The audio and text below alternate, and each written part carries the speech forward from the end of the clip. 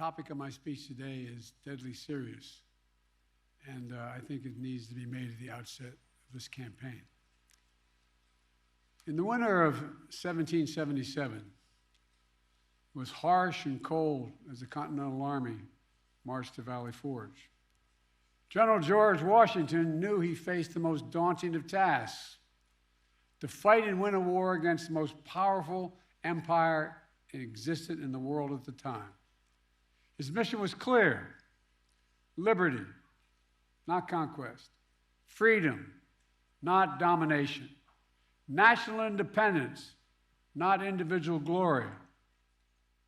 America made a vow: never again would we bow down to a king. Months ahead would be incredibly difficult.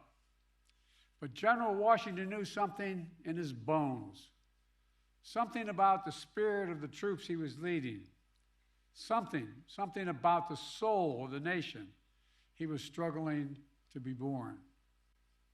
In his general order, he predicted, and I quote, "With one heart and one mind, with fortitude and with patience, they would overcome every difficulty," the troops he was leading. And they did. They did. This army that lacked blankets and food, clothes and shoes, this army whose march left bloody bare footprints in the snow, this ragtag army made up of ordinary people, their mission, George Washington declared, was nothing less than a sacred cause. That was the phrase he used, a sacred cause. Freedom, liberty, democracy, American democracy. I just visited the grounds of Valley Forge. I've been there a number of times from the time I was a Boy Scout years ago. You know, it's the very site that I think every American should visit, because it tells the story of the pain and the suffering and the true patriotism it took to make America. Today we gather in a new year, some 246 years later, just one day before January 6th. A date forever shared in our memory because it was on that day that we nearly lost America, lost it all. Today we're here to answer the most important of questions. Is democracy still America's sacred cause? I mean it.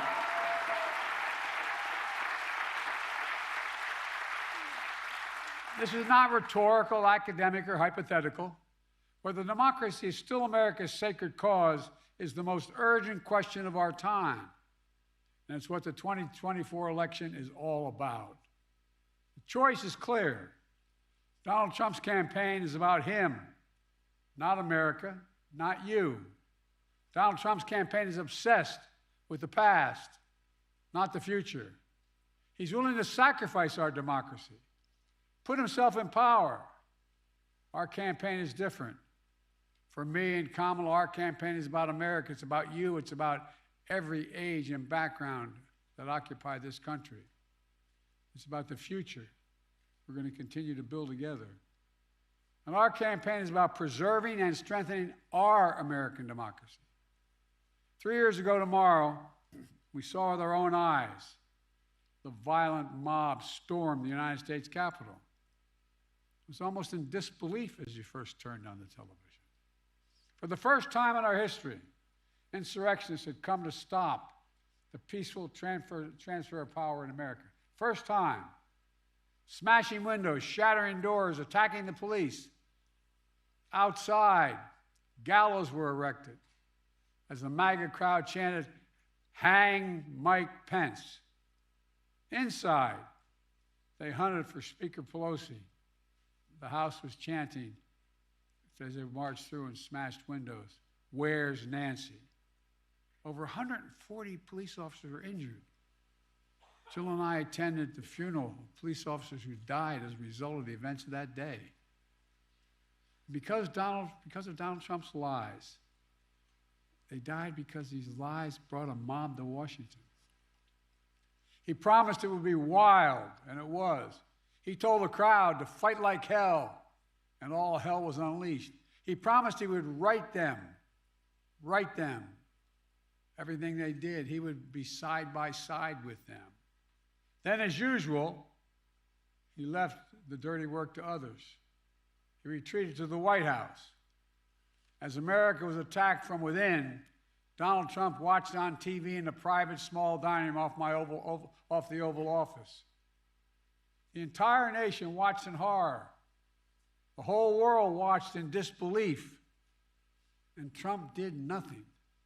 Members of his staff, members of his family, Republican leaders who were under attack at that very moment pled with him. Act.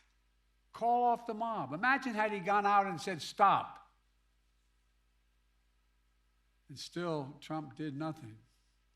It was among the worst derelictions of duty by a president in American history. An attempt to overturn a free and fair election by force and violence. A record 81 million people voted for my candidacy and to end his presidency. Trump lost the popular vote by 7 million. Trump's claims about the 2020 election never could stand up in court. Trump lost 60 court cases, 60.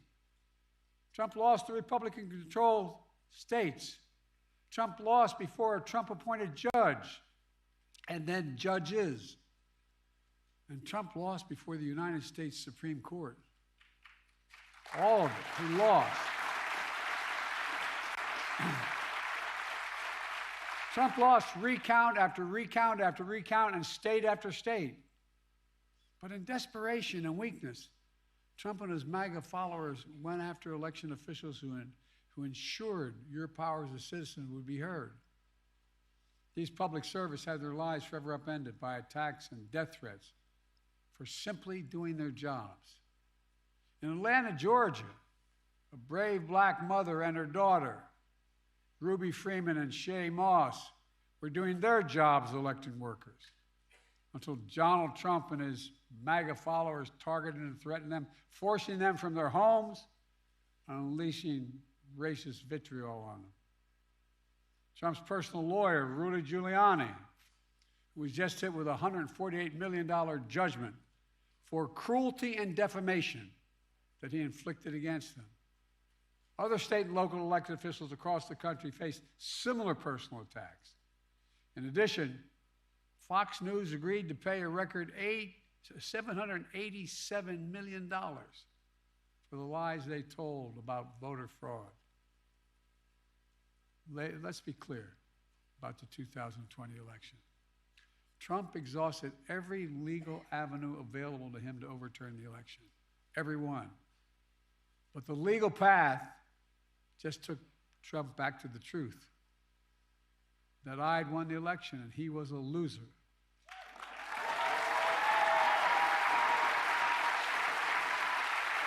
Well,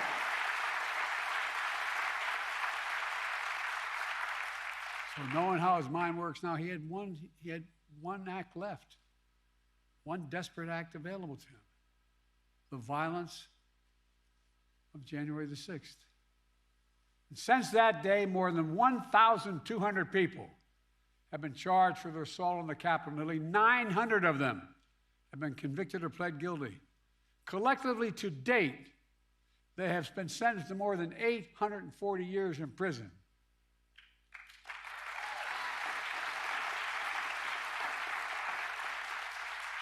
And what's Trump done? Instead of calling them criminals, he's called these insurrectionists patriots. They're patriots. And he promised to pardon them if he returns to office. Trump said that there was a lot of love on January the 6th. The rest of the nation, including law enforcement, saw a lot of hate and violence. One Capitol police officer called it a medieval battle. That same officer was called vile racist names. He said he was more afraid in the capital of the United States of America, in the chambers, than when he was fighting as a soldier in the war in Iraq. He said he was more afraid inside the halls of Congress than fighting in the war in Iraq. And trying to rewrite the facts of January 6th, Trump is trying to steal history, the same way he tried to steal the election. But we knew the truth because we saw it with our own eyes. This wasn't like something, a story being told. It was on television repeatedly. We saw it with our own eyes. Trump's mob wasn't a peaceful protest. It was a violent assault. They were insurrectionists, not patriots. They weren't there to uphold the Constitution. They were there to destroy the Constitution. Trump won't do what an American president must do. He refuses to denounce political violence. So hear me clearly. I'll say what Donald Trump won't. Political violence is never, ever acceptable in the United States political system. Never, never, never. It has no place in a democracy, none. You can't be pro-insurrectionist and pro-American. And yet Trump and his MAGA supporters not only embrace political violence, but they laugh about it. At his rally, he jokes about an intruder, whipped up by the big Trump lie, taking a hammer to Paul Pelosi's skull and echoing the very same words used on January 6th. Where's Nancy? And he thinks that's funny. He laughed about it. What a sick... My God.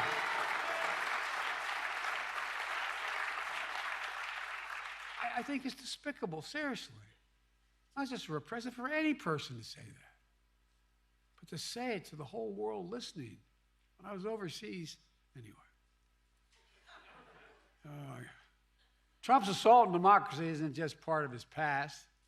It's what he's promising for the future. He's being straightforward. He's not hiding the ball. His first rally for the 2024 campaign opened with a choir of January 6th insurrectionists singing from prison on a cell phone, while images of the January 6th riot played on a big screen behind him at his rally. Can you believe that? This is like something out of a fairy tale, a bad fairy tale.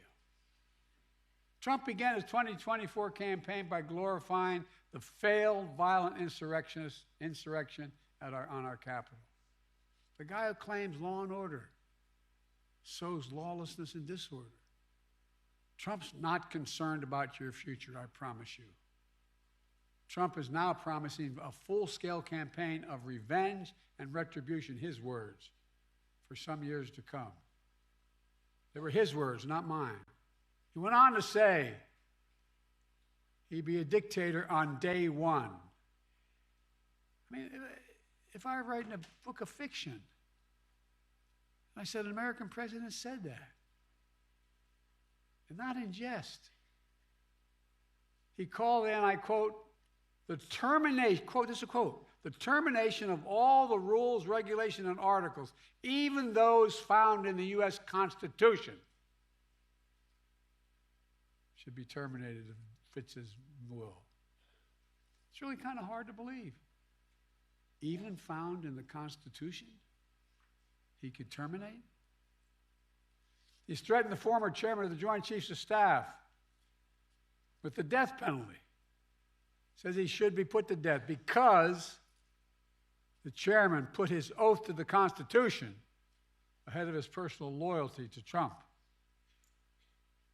This is coming from a president who called, when he visited cemeteries, called dead soldiers suckers and losers. Remember that?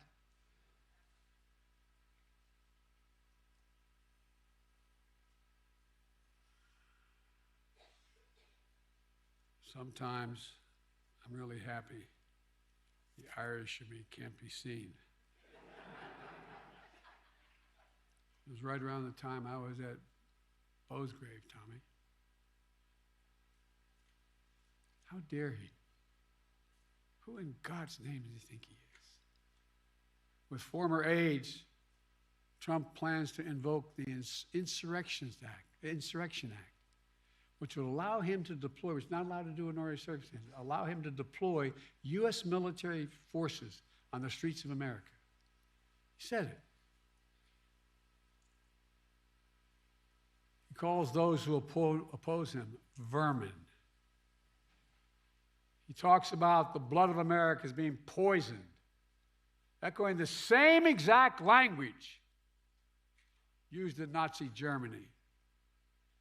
He proudly posts on social media the words that best describe his 2024 campaign, quote, revenge, quote, power, and quote, dictatorship. There's no confusion about who Trump is, what he intends to do. I placed my hand on our family Bible, and I swore an oath on the very same steps of the Capitol, just 14 days after the attack on January the 6th. As I looked out over the capital city, whose streets were lined with National Guard to prevent another attack, I saw an American that had been pushed to the brink, America that had been pushed to the brink.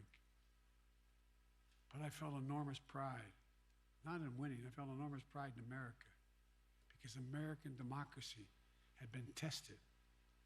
American democracy had held together. And when Trump had seen weakness in our democracy and continued to talk about it, I saw strength, your strength. It's not hyperbole, your strength, your integrity, American strength and integrity. Ordinary citizens, state election officials, the American judicial system had put the Constitution first, and sometimes at their peril. At their peril.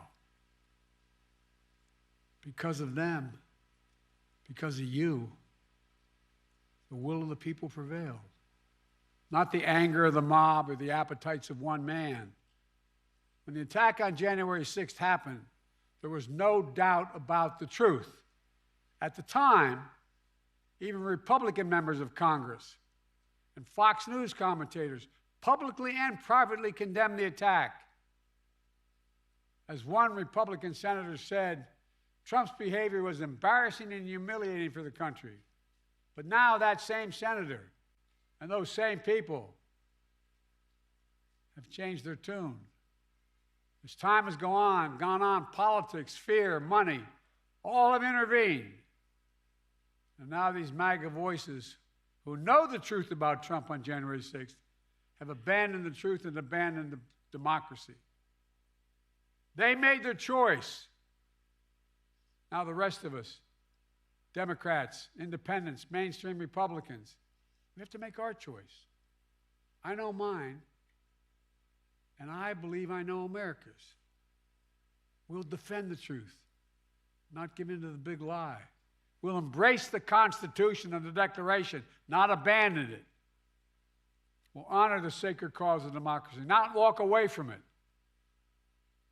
Today, I make this sacred pledge to you: the defense, protection, and preservation of American democracy will remain, as it has been, the central cause of my presidency.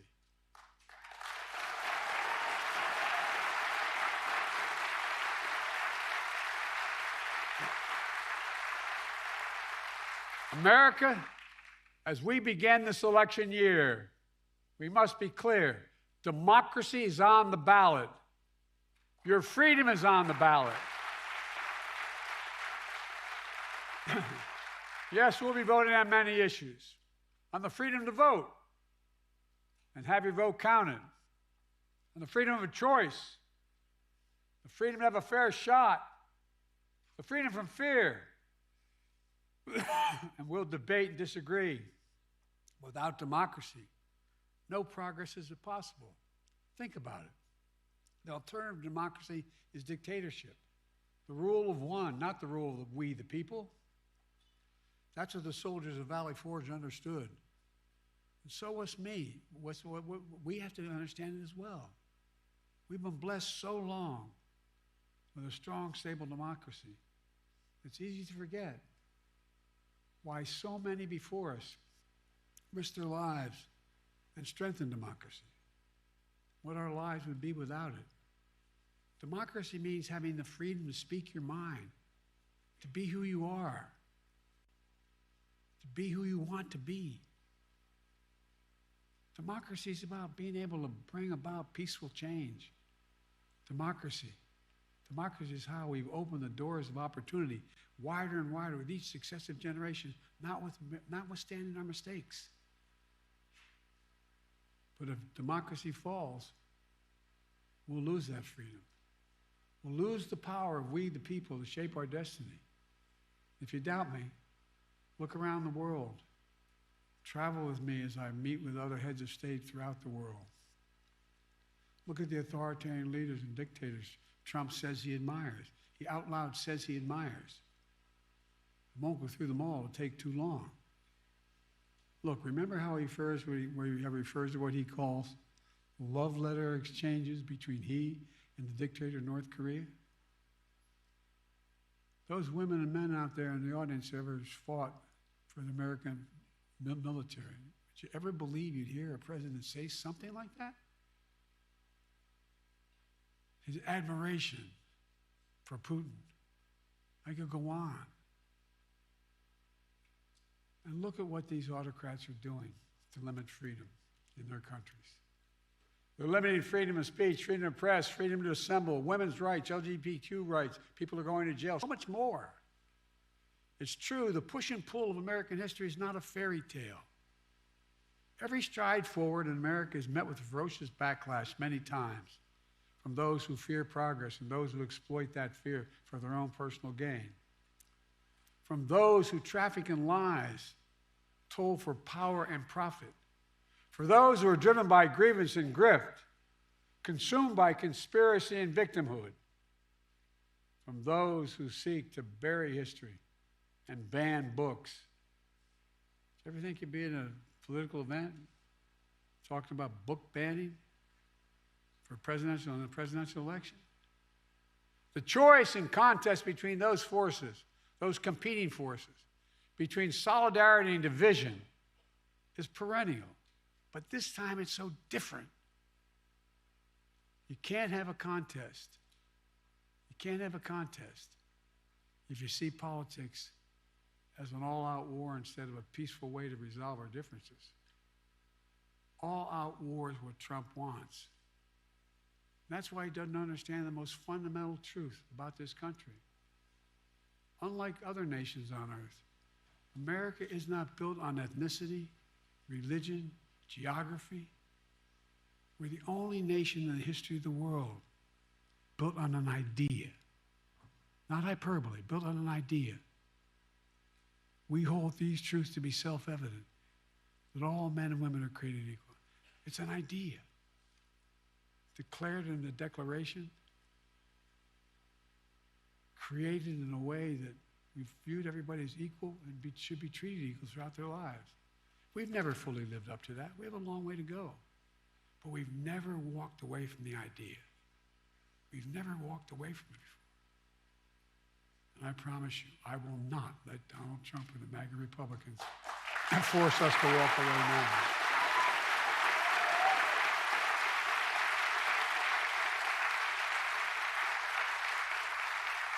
We're living in an era where a determined minority is doing everything in its power to try to destroy our democracy for their own agenda. The American people know it, and they're standing bravely in the breach. Remember after 2020, January 6th insurrection to undo the election in which more Americans had voted than any other in American history? America saw the threat posed to the country, and they voted them out. In 2022, historic midterm election, in state after state, election after election, the election deniers were defeated. Now in 2024, Trump is running as the denier-in-chief, the election denier-in-chief. Once again, he's saying he won't honor the results of the election if he loses. Trump says he doesn't understand. Well, he still doesn't understand the basic truth. That is, you can't love your country only when you win. You can't love your country only when you win.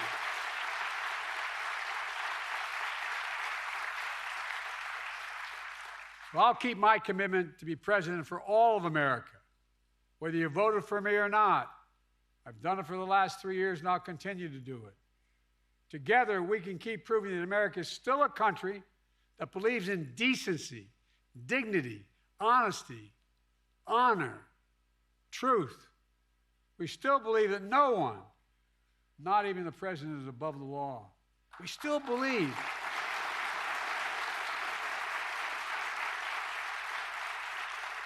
the vast majority of us still believe that everyone deserves a fair shot at making it. We're still a nation that gives hate no safe harbor. I tell you from my experience working with leaders around the world, and I mean this sincerely, not a joke, that America is still viewed as the beacon of democracy for the world. I can't tell you how many world leaders, and I know all of them, virtually all of them, grab my arm in private and say, "He can't win. Tell me." No, my country will be at risk. Think of how many countries, Tommy, you know, that are on the edge. Imagine. We still believe in we the people, and that includes all of us, not some of us. Let me close with this. In the cold winter of 1777, George Washington and his American troops of Valley Forge waged a battle on behalf of a revolutionary idea.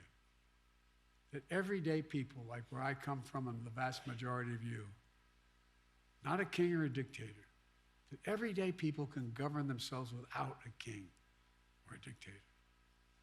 In fact, in the rotunda of the Capitol, there's a giant painting of General George Washington, not President Washington. And he is resigning his commission as Commander-in-Chief of the Continental Army. A European king at the time said, after he won the revolution, now's the time for him to declare his kingship. But instead, the mob that attacked the Capitol, waving Trump flags and Confederate flags, stormed right past that portrait. That image of George Washington gave them no pause, but it should have. The artist who painted that portrait memorialized that moment because he said it was, quote, one of the highest moral lessons ever given to the world, end of quote. George Washington was the height of his power, having just defeated the most powerful empire on earth. Could have held on to power as long as he wanted. He could have made himself not a future president, but a future monarch, in effect. And by the way, when he got elected president, he could have stayed for 2, 3, 4, 5 terms till he died. But that wasn't the America he and the American troops at Valley Forge had fought for. In America, genuine leaders, democratic leaders with a small d, don't hold on to power relentlessly. Our leaders return power to the people, and they do it willingly, because that's the deal. You do your duty. You serve your country. And ours is a country worthy of service, as many Republican presidents and Democratic presidents have shown over the years. We're not perfect, but at our best, we face head on the good, the bad, the truth of who we are. We look in the mirror and ultimately never pretend we're something we're not.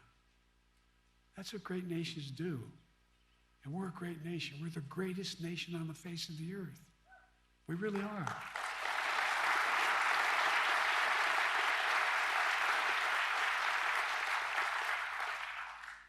That's the America I see in our future. We get up. We carry on. We never bow. We never bend. We speak of possibilities, not carnage. We're not weighed down by grievances. We don't foster fear. We don't walk around as victims. We take charge of our destiny. We get our job done with help of the people we find in America, who find their place in a changing world and dream and build a future that not only they, but all people deserve a shot at. We don't believe, none of you believe America's failing. We know America's winning. That's American patriotism.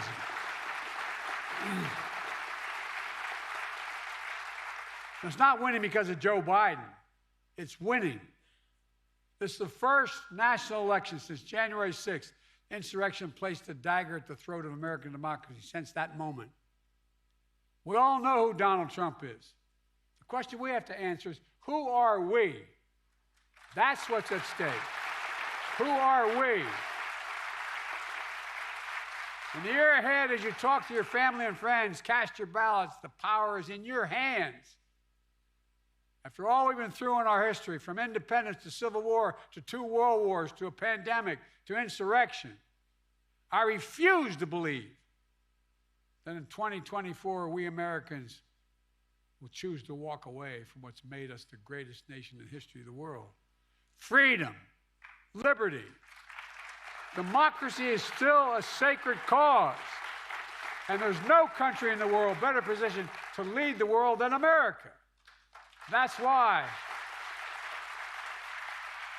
I've said it many times, that's why I've never been more optimistic about our future, and I've been doing this a hell of a long time.